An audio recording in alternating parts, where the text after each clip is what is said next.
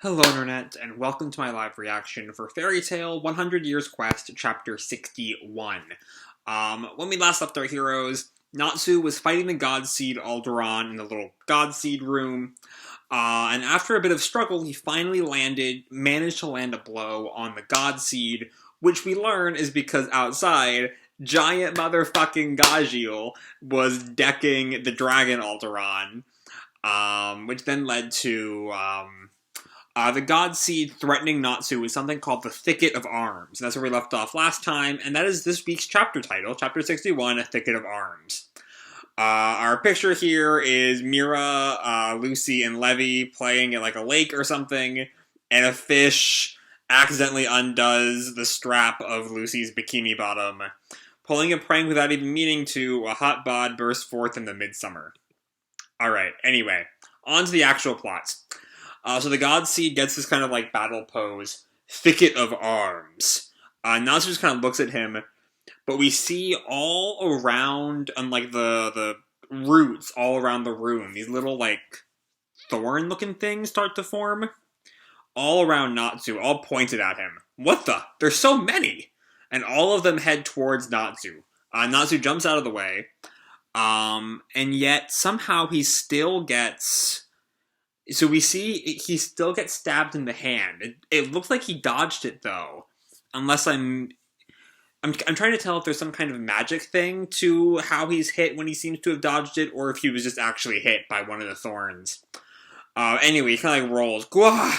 That's bad. And he looks around. He's still, the thorns are all over the place. He's just keeps getting pushed back. Savor this endless dance of blades. And Natsu, I see what's going on. Both in the earlier instance with the hand and this new instance with the foot, the blade is coming up from the bottom because the ground are still roots as well. Okay. I will say though, for its seemingly ultimate attack, it's just a bunch of thorns. Like I get that it's damaging, but it doesn't really seem to be the threat level. The tension doesn't seem to be that high right now, is what I'm thinking. Anyway, Natsu kind of like grabs his foot. Youch! Then he puts his foot back down, and he glances off to the side. And then we see back outside, Dragon Aldoron is like slumped on the ground as Gajeel stands over him. But the Thicket of Arms also appears on the dragon. And Gray asks, "What are those? Something's coming out of him!" And just then the thickets all shoot out towards Gajeel. Or no, towards the Fairy Tale wizards. Wah! It's a rain of thorns! Wah! And Gajeel notices all of the other wizards in danger, and he rushes to them. Whoa! And he blocks them just in time. I'm trying to tell if he's gone iron mode. His eyes have that whited out quality he has when he's in his more iron mode. But his body still looks like it's skin. So, and we do see a little bit of what looks like blood, but that might be like a stone chipping or something. Gajeel! Oh no, he's still in his normal form, because we see the thorns are like embedded in his body. Those specks ain't doing anything to me. But look at them all. Even at that size, Gajeel can't block them all. And yeah, we see some of the thorns still get past Gajeel. And Gajeel turns back. You giant freak! And then he, slugs Aldoron again, grabs his head, and then knees him in the neck. And Aldoron, his eyes start to glow, starts to make some kind of noise. And he just impales Gajeel with a giant version of that Thicket of Arms. That is not good. Kia! Gajeel! And Brandish still, like, casually eating. Time's up.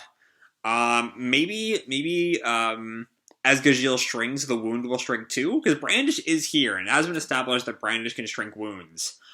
But the thicket stays the same size. That was close. So yeah, it looks like somehow... I'm trying to figure out somehow, how did Gajeel survive that? Because it looks like he wasn't even injured, unless... Like the way Gajeel says that was close makes it seem like he somehow wasn't hit, except looking back on page 11, he very clearly was. Unless Brandish then, like, closed his wound up, as I said, while he was shrinking down. But anyway, so Aldoron sends out another giant thicket, towards Gajeel. I think this towards Gajeel. And it, like, craters the ground all around. Everyone is sent flying. Wah! And Levy comes to Gajeel. Are you okay, Gajeel? Yeah, somehow. And Lily walks over. So in the end, you couldn't beat him. How could anyone beat something that big? And Brandish looks up. I wouldn't say that. Lucy looks confused, but Aldoron kind of, like, slumps back down to the ground. He stopped moving, and Gajeel triumphant. See that? But just then another, like, hail of thickets comes up, and Freed calls out, a rain of blades is coming! And it, does its whole smashing all into the ground thing. And this time there is no Gajeel defense. It seems to mostly be missing everyone, besides, like, some minor cuts. And it's even attacking the cities where Urza and Loxus are. I guess Urza and Loxus are kind of, like, all of Aldoron's normal citizens are gone now, so I guess it is just Fairy Tail members around the city. What the hell's going on? And just then Loxus is struck in the shoulder, and he kind of stumbles, and Urza calls back, Loxus! Ugh. And just then Jalal shows up. This way, you two. Jalal? And then the C-listers are also in their town, still defending Wendy and Toka and the White Wizard and Happy and Carla, who are actually still conscious, I will say. But anyway, I'll protect Wendy with my life. Nab, who is carrying the White Wizard, but he still thinks it's Toka. Toka, too. Max is carrying the real Toka. Yeah, but what's with this cat? And Happy tells him, that's Never mind, let's just go. We don't have time to deal with that weird plotline. By the way, it's been, like, over 10 chapters since all that shit happened, which is wild to me. Like, it does not feel like it's been that long. But anyway, back with Lucy and Gray and Juvia. They're running away from another hail of thorns, and Lucy is caught in the leg, and Kana calls back, Lucy! And Lucy, like, falls to the ground, but she gets back up. I'm fine. Then she looks up at Aldoron. Natsu. Meanwhile, back with Natsu, he's still basically dodging the blades, but only barely, really. And the God Seed taunts him, there is no end to this sword dance. They will keep falling until your life ends. Natsu gets ready for another, like, fire punch. Oh! And then he shoots the fire, I think, outwards and upwards. But his fist is stabbed by another thicket. Wah! He kind of, grabs his hand, and then he's just skewered from, like, in the chest multiple times by more of these thickets. And then I'm trying to... We have a shot of Natsu's eye. I don't know what that face is supposed to be. It doesn't look like he's in pain there. It looks like some kind of anger or sudden realization, maybe, of the top right of page 20. But just then, a bunch more thickets come in and stab Natsu. And now he starts to look kind of dead. Kind of unconscious at the very least, as he's utterly skewered there, and he slumps down. And the God Seed walks away. Such is the fate of a human who defied a god. But then it looks like Natsu picks his head up. And we have this really great panel at the bottom left of page 20, where we see Aldoron, the God Seed, mostly in silhouette, except for his eye, as Natsu starts to stir. I get it now. If I heat it up this much, I can burn it. Oh yeah, I guess fire would very clearly work on wood. The God Seed turns back.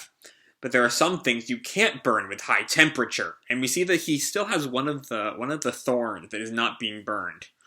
I'm finally getting fired up. And that's the end of the chapter. So yeah, it looks like the Aldoron arc is finally coming to a close.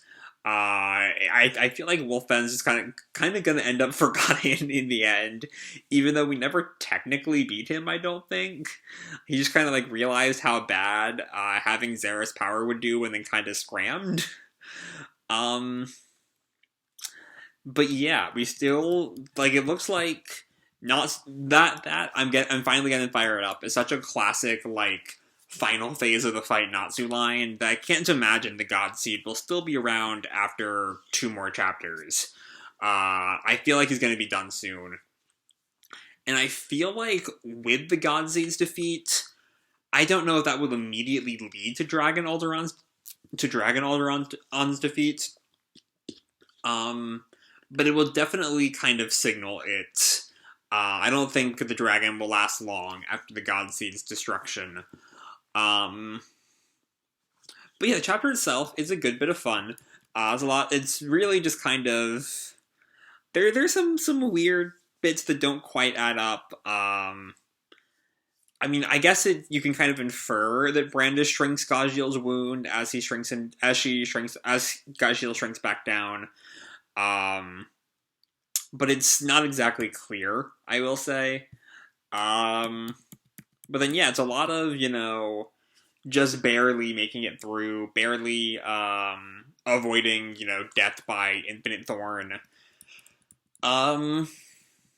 As we kind of prep for the final part of the fight. Though, that being said, there really isn't all that much to say. Like, it's trying to find the right word. It's simple. There's not a whole lot to really dig into here. It's, they all get rained down from holy wood fire. You know what I mean? Holy hellwood? Holy hellwood. And then Natsu, uses his brain ever so slightly, thinks that fire can just burn the wood, and if he goes hot enough, he succeeds. So we'll see how well this plays for him as the arc comes to an end. So I'm going to leave this video off here. Hope you all enjoyed the chapter and the video itself. If you did, feel free to drop me a like or subscribe, or, do whatever makes you happy, And remember, your life is your own, okay? Bye!